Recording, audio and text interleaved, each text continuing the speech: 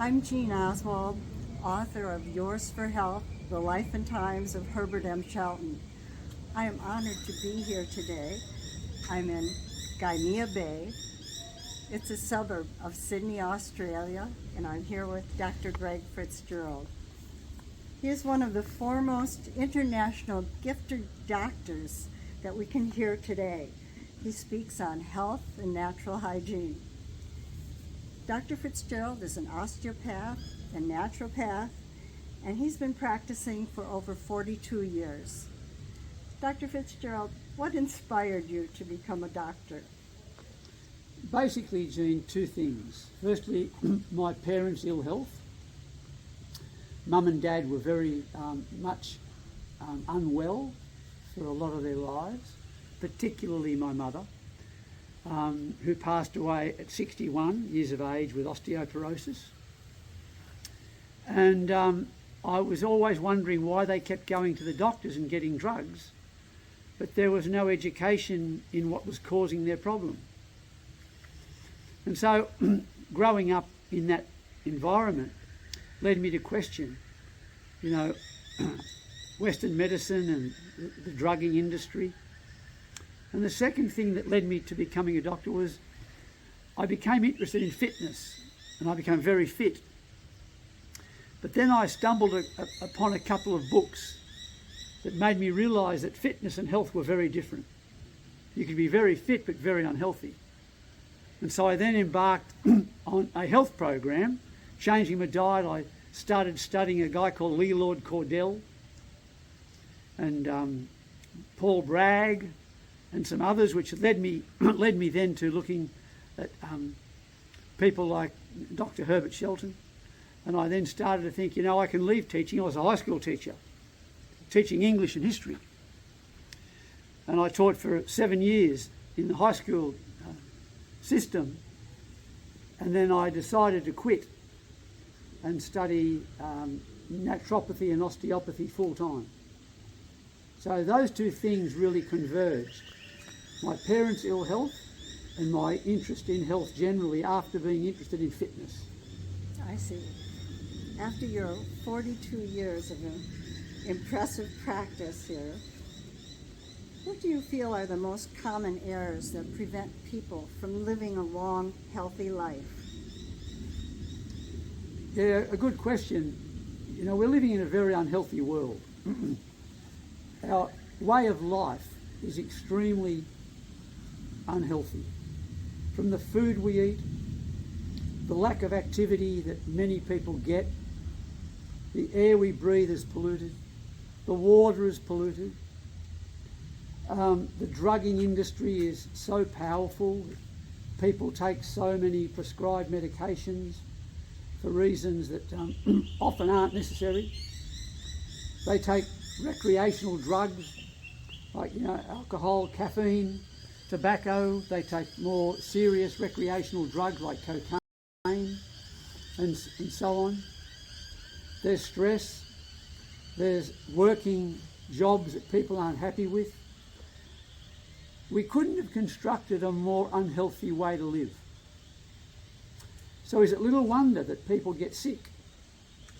So unless we really use our native intelligence and start to analyse how we live and think about this constructively, then we're doomed to chronic ill health from a very early age. Mm-hmm. And many people aren't encouraged to think constructively about their health. The education system doesn't encourage that. The medical profession doesn't encourage it. The universities don't encourage it. So people aren't encouraged to look at their lives constructively and question, how am I living? Dr. Burton used to say, people don't know how to live. Mm-hmm. And so there's a number of reasons why people die young and suffer chronic ill health from a very early age. Like children's illnesses have never been at this rate now. Chronic illness amongst children. It's unprecedented. Why is this? We're living so unnaturally. You don't see illness in native animals. Why do humans get so ill so early? Why is there so much asthma, autism, middle ear infections amongst children, behavioural problems, developmental delays? We're getting younger and younger now, women getting breast cancer in their 30s, late 20s. Colorectal cancer now hitting people in their late 20s. Why is this? Now, the medical profession will generally say bad luck or genetics. This is untrue, because some populations of the world have the same genes and they don't get these problems because they don't live this way. So it's a complicated answer, but it's the way we live. Mm-hmm. I know that the blue zones have high concentrations of people that live to be 100 and even more so. How does that relate to the principles of natural hygiene and the hygienic lifestyle? Well, natural hygiene is basically the study of the biology of health and disease. The principles which govern the laws of life also govern the laws of health. And there are certain environments of the world, certain places, where they don't have the same lifestyles we do in the Western world. And they're called the blue zones. And that was something that was discovered about 20 years ago, when National Geographic commissioned a gentleman to go around the world and look for these zones who didn't die at the rates we're dying of these chronic diseases. And he wrote a book called The Blue Zones, and the reason why it's called The Blue Zones is because all he did was circle these zones in blue. That's how they're called, the blue zones. He came home and he had them circled in blue, and there were 6 of them. And one of them is in America, called Loma Linda in California. And they contain the longest lived of all of them. And one of them is in Okinawa, Japan. One's in Costa Rica, and I could go on. But these blue zones, they don't eat the Western way. And when you don't live the Western way, you don't die the Western way. If you live the Western way, you'll die the Western way. And the Western way is you die at 50 or 60 or 70 now of heart disease, strokes, diabetes, cancer, autoimmune diseases, suicide. Depression's endemic everywhere. So people are living unnaturally. And natural hygiene teaches the opposite. Look at your life and determine to live more naturally. Eat natural food. You know, food that has direct from nature. It's direct from nature. Fruits, vegetables, legumes, nut seeds, whole grains. If you're having animal protein, you don't have significant amounts of animal protein.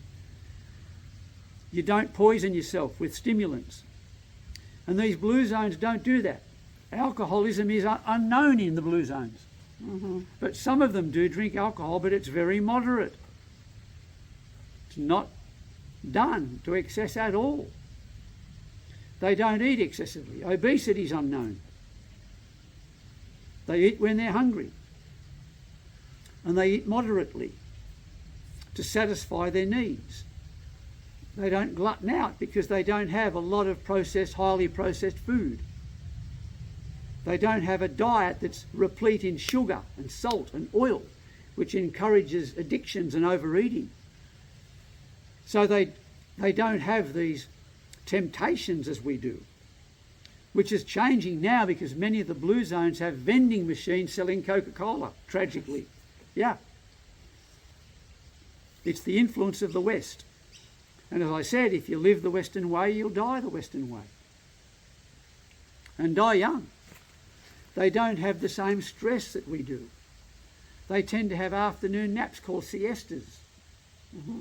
They don't become as tired and exhausted because you go to these places at 3 in the afternoon, they're all asleep. And so they exercise, bike riding, they bike ride, they walk. Mm-hmm. And so they provide their bodies with the conditions necessary for health. We provide our bodies with the conditions needed for illness. If I could just say in summary, health is life expressing itself in advantageous conditions. Disease is life expressing itself in disadvantageous conditions. We are providing ourselves in Australia, America, England, Europe, New Zealand, Canada, with disadvantageous conditions. I understand. The blue zones have more advantageous conditions. Mm-hmm. Dr. Shelton refined the laws of life for medical doctors of the 19th century. Doctors such as Trall, Jennings, Oswald, they all became disillusioned with use of drugs for the sick. Could you tell me how Dr. Shelton's description of the laws of life influenced your career? Certainly. When I started becoming aware of the concept and the philosophy of natural hygiene, thank you to Dr. Alec Burton, who I was fortunate enough to have as a lecturer at my college, the Pacific College of Osteopathic Medicine. He made me become aware of this philosophy and way of life called natural hygiene, and that then opened up to the laws of life, which were extensively written about by Dr. Shelton in his books, Dr. Herbert Shelton. And I started reading Dr. Shelton's works and started exploring the laws of life. And there are many of them. We haven't got time today to go into all of them, but some of them are the law of cause and effect. That if you are sick, there is a cause to that. It doesn't just happen out of the ether, like was believed 300 years ago. It's not just the gods being displeased with us. And so, if we're sick, there is a cause to that. And we need to ascertain what are those causes leading to us being sick. So the law of cause and effect is completely overlooked with this drugging culture. Instead of asking what caused my asthma, we drug it and suppress the symptoms. And of course, this is bypassing the law of cause and effect. There's the law of innovation. Innovation is a condition where the body becomes very tired, day after day after day. It's a profound lack of vitality. And that leads on, as was elucidated by Dr. John Tilden in his book called Toxemia. The state of tiredness in the cell leads on to a deficiency of nerve force and vitality, and the cells, trillions of them, cannot release their waste products as efficiently, and they build up in the cell, and the body then reaches a stage where it either gets sick or it dies. So it gets sick. We get a runny nose, we get a cough with phlegm, we have any of our 9 holes in our bodies will discharge, and these holes in the bodies are safety valves used by the body when it becomes too toxic, because it's become poisoned through enervation.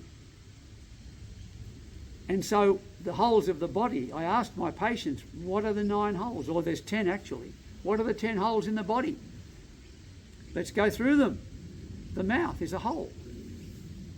The nostrils, there's 2 more, there's 3, 5, 7, 8, 9, the anus, and the skin. These holes will be used as a safety valve anytime the body sees a need to evict the toxins and the residues that are built up which threaten the body. So let's go through. The mouth can vomit, the nostrils can run, the eyes can discharge, the ears can get pussy. We can get problems, diarrhea. Our skin can smell and we can discharge toxic residues through the skin. So the laws as promulgated in hygiene, understanding, as well elucidated by the greats like Dr. Shelton, really influenced me because they were such common sense. Our body is part of nature. Animals, if they're put into an environment that's not conducive to their well-being, will get sick. And the sickness should be termed, as Dr. Scott said, David Scott, the sickness, the acute illness should be termed repairing, not a disease labelled with a name and then suppressed by drugs. It is the body's way of getting well. Medically, there are over 26,000 diseases. There's also over 20,000 drugs. Dr. Shelton would not diagnose himself in one little with a named disease such as Parkinson's. He said that he was suffering from enervation from me. So how does a person go from enervation to toxemia to adaptation, and it's adaptation, which is generally the cause of death? Yeah, that's a very good question, Jean. And to really talk on that and give it a proper attention would take an hour by itself. But in summary, there's two types of illness. There's acute illness, where you're going home from work or whatever, and within an hour you're in bed. You feel sick. You might have a temperature. You might have a fever. You might be vomiting. You might feel nauseous. You might be in pain and have the shakes, as happens with what's called influenza. That's acute illness. Now, the body doesn't adapt to that. There's no adaptation really in that. What happens, the body will use any one of those 10 apertures, as I mentioned before, as a eviction, evicting the toxic residues that are causing us to be sick. We're feeling unwell because the body has become either profoundly enervated and we've been run down, or we've given our bodies too much exogenous or outside poisons, like too much coffee, too much alcohol, too much bad things, drinks and food. Too many things from the environment have come into our bodies and caused our bodies to mount an eviction notice, which is what is acute disease. It's an eviction notice. The body doesn't want to adapt. It doesn't want to put up with that poison in the body. It wants it to get out. And so we vomit. We have pus comes out of our ears, our eyes, our skin, our orifices. We feel terrible. We lose our appetite. We lose the desire for exercise. We lose the desire for sex. Everything changes when we're sick, when we have acute illness. And that acute illness resolves itself when we don't eat and we rest and allow the body's cellular metabolism to get its energy back and throw the waste off through these apertures. And when that level of toxemia lowers, we start to feel better. If we eat and keep pushing ourselves and soldiering on, the body thinks, I've already made this person sick. I've already given them an eviction notice. We've stopped their appetite. We've stopped their energy. We've stopped their desire for activity and sex. But they're still doing this. And the body then, in its own desperation, will adapt to that toxemic load. And instead of keeping it coming out through the apertures, it will store it in the body. And chronic disease, which is the second disease, the second major disease in our community, chronic disease gradually evolves. And chronic disease is not an eviction notice like acute disease was. You don't vomit with a chronic disease. You get pain and dysfunction because it becomes a storage disease. The body stores the toxins because we have, over a period of years, abused it and suppressed the acute illness. So instead of allowing the body to vomit, we take an antiemetic. Instead of allowing the body to have the fever, we take an antipyretic to force it down. Instead of allowing the body to have the diarrhea, we take an antidiarrheal. Instead of everything's anti. Antibiotics, antidiarrheals, antipyretics, antiperspirants, antidepressants. The whole of Western medicine is aimed at suppressing the body's acute responses. And when we do that, we build the foundations for chronic disease, which is a storage disease, leading to chronic disease, chronic atherosclerosis of the arteries, kidney disease, autoimmune illnesses, things like cancer, chronic diabetes. These are chronic illnesses which take years to develop, mostly. And so that beautiful understanding of enervation and toxemia and the drugging of these conditions. So when someone gets tired, instead of asking themselves, what do I need? They go and have a cup of coffee, which gives them an artificial boost in energy. It's not their energy, it's a stimulation. The body is giving you a burst of energy because it's detoxifying the caffeine. It's not your energy. The body has borrowed energy to detoxify the drug. And instead of resting, we soldier on. Or we take a cup of tea or a chocolate. Or we take a stimulant, a tonic. And these stimulants rob the body of the energy they appear to give. They rob the body of the energy that they appear to give us. We appear to get energy, it's not our energy. And then 3 or 4 hours later, we're tired again. And what do? We don't say, wow, that didn't really last long. We have another cup of coffee. And so we end up exhausted, not knowing it.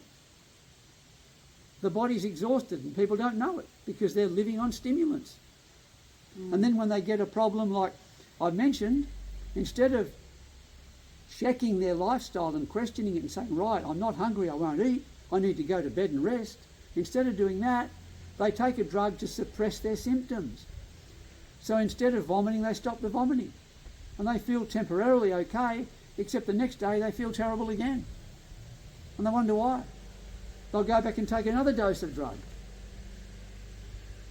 But you can never build health on the causes of disease. Drugs are a cause of disease.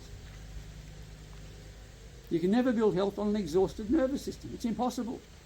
Impossible. So we're going from the acute, which is the first sign of disease, which is the body's attempt to evict the toxic residues and keep itself at a low level of toxemia. Instead of allowing the body to do that, which then will circumvent the need for the development of chronic disease, we won't need to develop chronic disease, the person then suppresses it, suppressing the fever, suppressing the vomiting, the diarrhea, the nausea, and then the body gives up and says, oh, let's store this problem, this chronic disease. Let's store it. And tumours develop. Chronic, cysts, stones in the body, which is a development taking many, many years because the body's just become abused. Thank you. Thank you for that explanation. Dr. Fitzgerald, today, by the time some of our young people are 18 years old, they have had as many as 70 vaccinations. Could you give us the hygienic view on this? Well, now you're asking Jean to really examine the germ theory, because vaccines are based on a theory called the germ theory, that germs cause disease. And natural hygienists, the hygiene philosophy, doesn't see that and doesn't agree with that germs are the sole cause of disease. Dr. Shelton had a beautiful quote, and he said, germs can no more cause disease by and of themselves as a tree can be caused by a seed by and of itself. If you've got a seed, the potential of that seed is a tree. It's only potential. If it doesn't have a conducive environment in which to grow, that seed can never become a tree. A germ is no different. The hygienic view is germs don't cause disease, they follow it. They go toward putrescence. Flies don't cause the garbage, they follow it. Maggots don't cause a carcass, they follow it. Maggots have got no more chance of devouring Brad, our cameraman, or Jean, the interviewer, or Greg, the interviewee. Maggots have no more chance of devouring us as me winning the heavyweight boxing title of the world. Because we're not dead. We're not putrescent. We haven't got toxic residues that are attracting these maggots. Germs are no different. Now, do germs play a role in disease? Of course. Germs are found in disease. Are they the sole cause? No. Which is why in the polio times of the 1950s, 99% of people who had the polio virus within their anterior horn cell of their spine, which is where it lodged, were asymptomatic and perfectly healthy. They didn't get polio. You can have the germ or the microbe in your body and you not be sick. Now, if germs cause the disease, we all should be sick when we have the germ. We need to look at why the germ has been able to be associated with that illness. Now, when you take a vaccine, you stimulate the body's natural immune responses. You stimulate that, you force it, you irritate it to look at an antigen which is contained in that vaccination. The antigen is part of the actual microbe, which has either been attenuated or partly killed or fully killed or not killed, live. It can be live or it can be attenuated. And the body sees that and recognises that, hopefully, so the doctors think, so that when you become exposed to that germ in future, the antibodies will recognise that because it's already recognised it from the vaccination and mount an immune response. Well, that particular philosophy bypasses an understanding that the immune system is only partly inclusive of antibodies. The immune system is a lot more complex than antibodies. Secondly, the body can easily adapt to these microbes, the virus or the bacteria or the fungus itself, without being stimulated and irritated. An example of the unnecessary use of these vaccinations according to hygiene would be measles has been around for hundreds of years. And the illness did cause death in some people. However, the measles vaccination was released in 1963. Now, if you go to the CDC, the Centres for Disease Control website, you will see that the death rate of measles had declined from 1890 to 1963 by 99%. So in other words, the death rate, the mortality rate from measles had already declined precipitously, down 99% from 1890 to 1963 without a vaccination. And doctors attribute the success in conquering measles to vaccination. So what led to the decline in measles mortality from 1890 to 1963? What was the reason for that without vaccinations? It was the hygienic influences of better food distribution, refrigeration, less crowded housing, sanitation. All the hygienists back in the day, in the 19th century, the Tralls, the Grahams, the Jennings, the Oswalds were saying, keep clean. Don't just dump waste in the streets. Keep the food clean. Have better food. Eat vegetables and fruits. And when this was acted upon by public health in the early 20th century, 1910, 20 and 30, it produced a less favourable environment for disease, and measles just dropped without vaccinations. Now, the other problem is that vaccinations not only contain live or attenuated viruses and bacteria, they also contain adjuvants and excipients, including aluminium. And one of the reasons for Alzheimer's disease, one of the contributors, as Dr. McDougall so eloquently said for decades, the late great Dr. McDougall, was aluminium. And here we're giving children from day one, the first day they're born, they're given hepatitis B vaccination.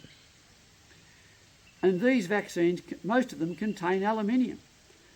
And the total dose far exceeds the safe level to these kids.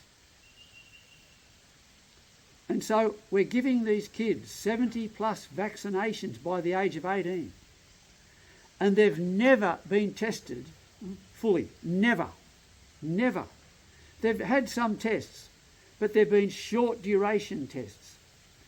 And when they look at the data, the information, the authorities look at information on the side effects of vaccinations, there's very good data on localised effects, such as swelling of the arm when you get an injection, swelling of the leg if you get an injection. There's good data on that because that happens quickly.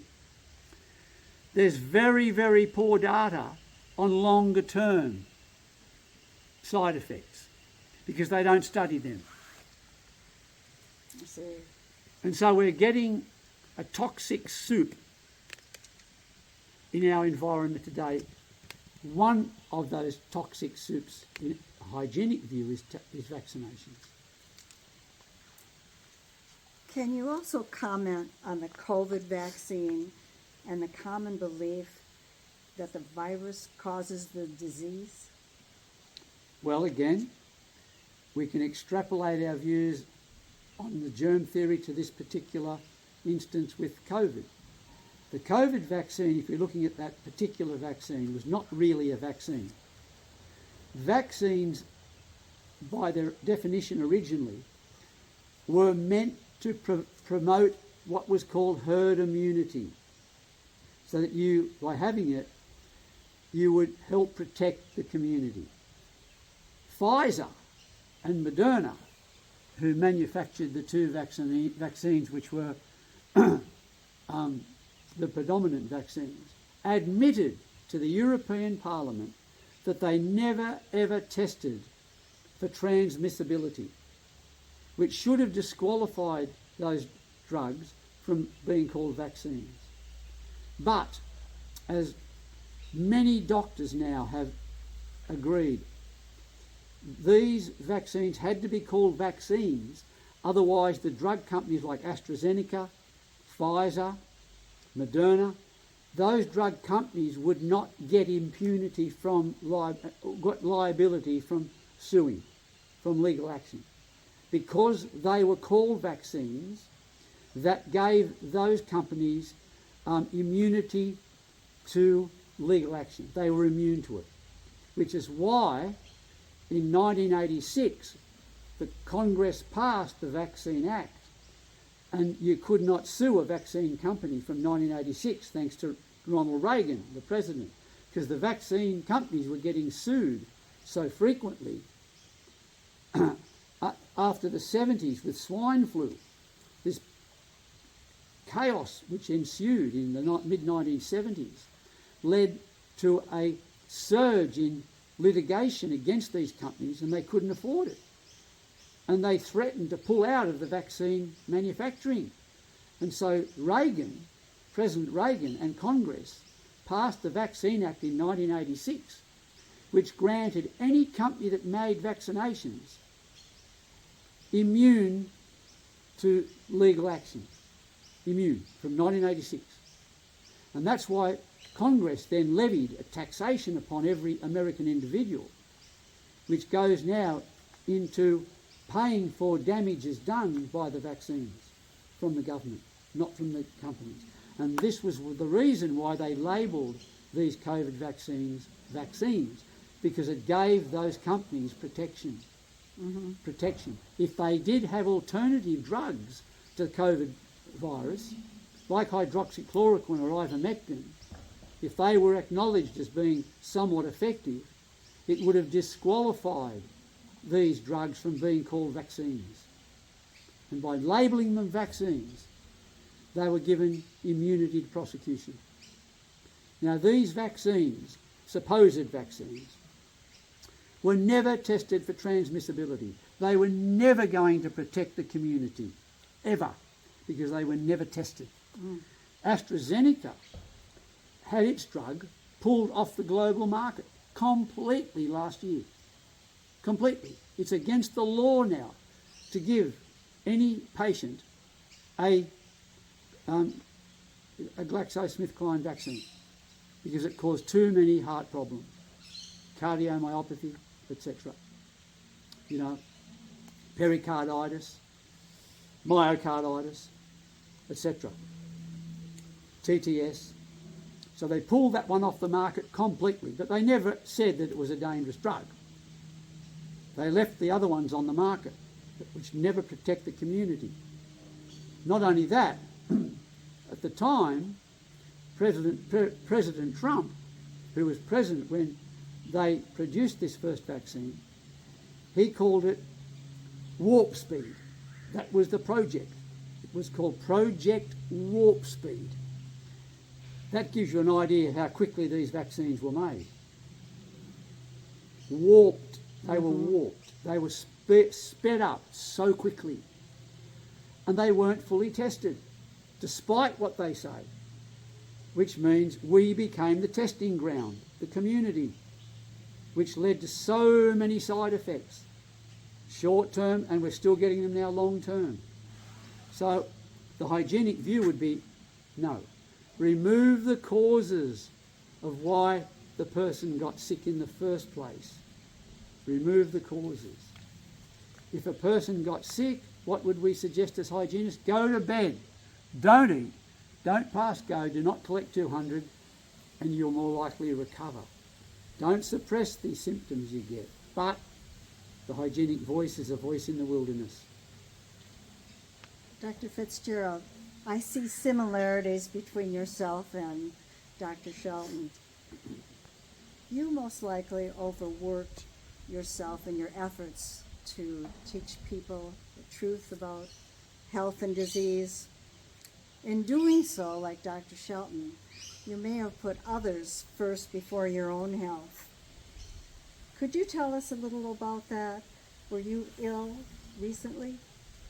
Yes, another good question. Because we're all subject to the same laws and influences, you can be overcome by passion and exceed your tolerance level for energy. And I've done that, along with many other people in this field, giving too much. And you get run down. And you keep going, because it's very hard to say no when someone rings you up and they're in a bad way and you know you can help them with your advice. And I've been as guilty as that. And it shows that, it proves the point of hygiene, that you cannot rely on one facet of the hygienic system. You can't think that the diet does it, that just by eating well you are protected from profound innovation. You are not. Your body will still get sick if you do not provide your body with all of the conditions of health, all of them. Not just good food, not just sleep, but you have to rest. You have to have a time away from that intensity, because there is an inverse relationship between an intense life and an extensive life. Intensity and extensivity are inversely related. The more intensive one's life, the less the extensivity will be. We need not to be intense all the time. And that was my undoing. And I've had to pull back now and give my body more rest and give it what it wants, which is not stimulants, not a cup of coffee. I've never tasted coffee, never will. I gave up tea when I was 15, which is 60 years ago, because it gave me a headache when I didn't drink it. And I said to my mum, God love her, I'm never drinking that tea again. She said, why, son? I said, because I was 15 at the time. I went to school and I hadn't had a cup of tea of a morning and I got a headache. I said, because I got a headache that I didn't drink my cup of tea. She said, oh. I said, you might think of that could be the reason why you get so many headaches, Mum. You're drinking tea all the time. And I've never had a drink of tea or coffee since. 60 years. So if I'm tired, I'm resting now. I see. This brings me to my last question. When was the first time that you attended a conference at the National Health Association? 1988. And I went over with Dr. Alec Burton and Nesla, his wife. Dawn and I went over, and we met all the greats, except Dr. Shelton, of course. We met Dr. Sidwar, Dr. Sabatino, Dr. DJ Scott, Philip Martin. We met Dr. Goldhammer, Dr. Furman. It was wonderful, wonderful. And I just sat there like a little kid in a toy shop. And I came home enthusiastic. I came home with all the tapes. In those days there were no CDs. It was all tapes. I've still got them. And I listened to them and listened to them. I just, I wore them out. And then I would buy the books. And then I went back the next year, in 89. And then after that, of course, we had children. And I couldn't get over there because my family was growing and I couldn't get back until in 2017. I was invited to talk by Mark Huberman, and so I went over and I met your good self with Brad either in 2017 or 2018, I can't remember. I went in 2017, 18 and 19, and then of course because I wasn't vaccinated, I wasn't able to go over because President Biden regarded me as a danger to the American community by being not vaccinated. I couldn't get into America. I wasn't allowed in until 2024. Last year I was invited back, and that was great. So the first year was in the late 80s. It changed my life 100%. Changed my life. It was fantastic because the principles were taught. The laws of life were taught. Common sense was taught. It wasn't suppression, it was expression. Expression will save you, suppression will kill you. May I shake your hand? Thank you for these words of wisdom today, and thank you for the opportunity to talk. Thank you. God bless.